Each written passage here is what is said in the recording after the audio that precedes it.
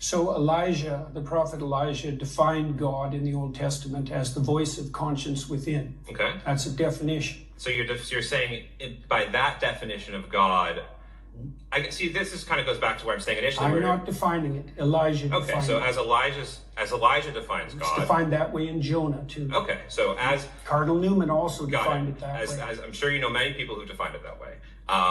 And it's impressive. You're a very knowledgeable person. I'm not trying to be impressive. I'm just pointing out to you how God is defined in the Old Testament. All right. So to respond to that, I do think there are lots of interesting ways to define God. And that goes back to my kind of opening Then how statement. do we specify what we're arguing about? We use context clues, or again, it goes back to my example of the Mona Lisa. I'm defining God as conscience. Okay. So that's interesting, but then you're kind of expanding the meaning of God. No, I'm not. That's how it's defined in the Old Testament. Okay, so in Elijah and in Jonah. Sure.